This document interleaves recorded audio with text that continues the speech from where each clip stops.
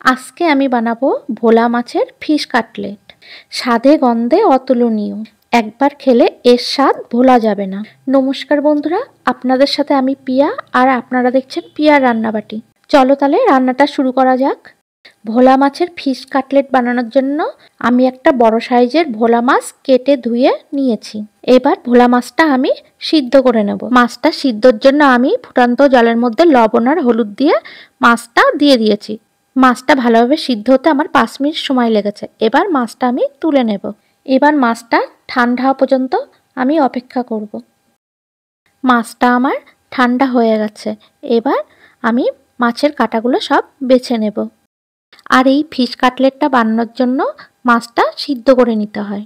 বন্ধুরা, আমি কাটলেট অল্প বানাবো বলে তাই একটা বড় সাইজের মাছ নিয়েছি। আর তোমরা যদি এর থেকে বেশি কাটলেট বানাতে চাও তাহলে আর একটা মাছ তোমরা নিয়ে নিতে পারো। তো মাছগুলো আমার কাটা বাছা সব হয়ে গেছে। এবার মাছের মধ্যে আমি 2 টুকরো লেবু রস দিয়ে দিলাম। লেবু রস দেওয়ার কারণ হচ্ছে মাছের আষ্টে গন্ধটা আর থাকবে না। এবার দিয়ে দিলাম স্বাদ মতো লবণ, লঙ্কা গুঁড়ো, গোলমরিচ গুঁড়ো আর আদা রসুন বাটা। আদা রসুন বাটার মধ্যে আমার 2 টুকরো পাকা টমেটো দেওয়া আছে, ওর জন্য কালারটা একটু লাল লাগছে। আর দিয়ে দিলাম ধনেপাতা কুচি, আর দিলাম 1 মুঠো ব্রেড ক্রাম্বস। ব্রেড ক্রাম্বসটা দিলে খেতে মুচমুচে হবে। আর দিয়ে দিলাম একটা মাঝারি সাইজের সিদ্ধ করা আলু। এবার সব কিছু ভালোভাবে কিছু সময় ধরে মেখে নেব। মাখা আমার হয়ে গেছে।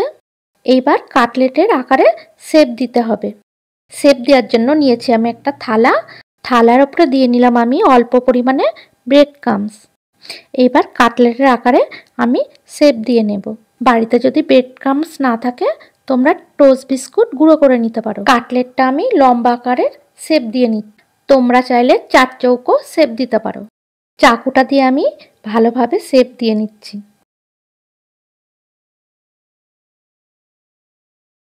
আমার একটা কাটলেটের শেপ দেওয়া রেডি হয়ে গেছে।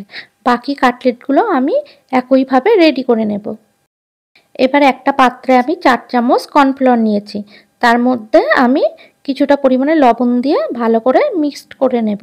একটা পাত্রে আমি 2টো ডিম ফাটিয়ে নিয়েছি। তার মধ্যে দিয়ে দিলাম পরিমাণ মতো লবণ আর গোলমরিচ গুঁড়ো। ভালো করে চামচ দিয়ে আমি ডিমটা মিক্সড করে নিলাম। আর একটা পাত্রে নিলাম আমি কিছুটা পরিমাণে কর্নফ্লাওয়ার। এইবার শেপ দেওয়া কাটলেটগুলো আমি একটা একটা করে কর্নফ্লাওয়ার মাখিয়ে নেব। এবার ভালো করে আমি চেপে চেপে নেব। এবার ডিমের গোলার মধ্যে আমি চুপিয়ে নেব। ভালো করে 2 পিঠ আমি ডিমের গোলা মাখিয়ে নেব। বন্ধুরা, তোমাদের বাড়িতে যদি কর্নফ্লাওয়ার না থাকে তাহলে কাটলেটের গায়ে তোমরা ময়দা মাখিয়ে নিতে পারো। কাটলেটের স্বাদটা কিন্তু একই থাকবে। ডিমের গোলা আমার ভালো করে লাগানো হয়ে গেছে। এবার একটা পাত্রে আমি কিছুটা পরিমাণে ব্রেড ক্রাম্বস নিয়ে নিলাম। এবার ব্রেড ক্রাম্বটা আমি ভালো করে চেপে চেপে কাটলেটের গায়ে লাগিয়ে নেব। আমার এক পাশ ব্রেড ক্রাম্বস লাগানো হয়ে গেছে।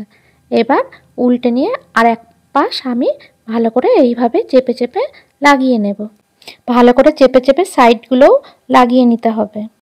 আমার একটা কাটলেট রেডি হয়ে গেছে। আর বাকি কাটলেটগুলো পরপর একই পদ্ধতিতে আমি রেডি করে নেব।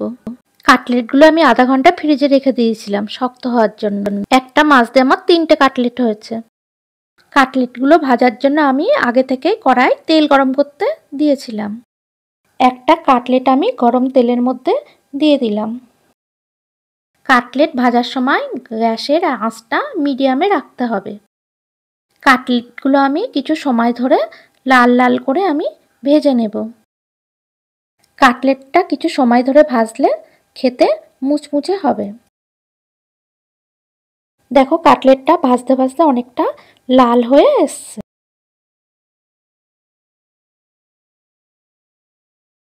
একটা কাটলেট আমার ভালোভাবে ভাজা হয়ে গেছে। এবার বাকি কাটলেটগুলো আমি একইভাবে ভেজে নেব। আমার বাকি কাটলেটগুলো ভাজা হয়ে গেছে। কাটলেটটা খাওয়ার জন্য আমি নিয়েছি টমেটো সস আর স্যালাড। বন্ধুরা, আমার রেসিপিটা ফলো করলে এমন টেস্টি কাটলেট তোমরা বাড়িতে বানাতে পারবে। আজকের রেসিপিটা যদি ভালো লাগে তাহলে একটা লাইক আর একটা কমেন্ট করে দিও। আর যারা নতুন দেখছো আমার ভিডিওটা, আমার চ্যানেলটি সাবস্ক্রাইব করে বেল আইকনটি বাজিয়ে রেখো।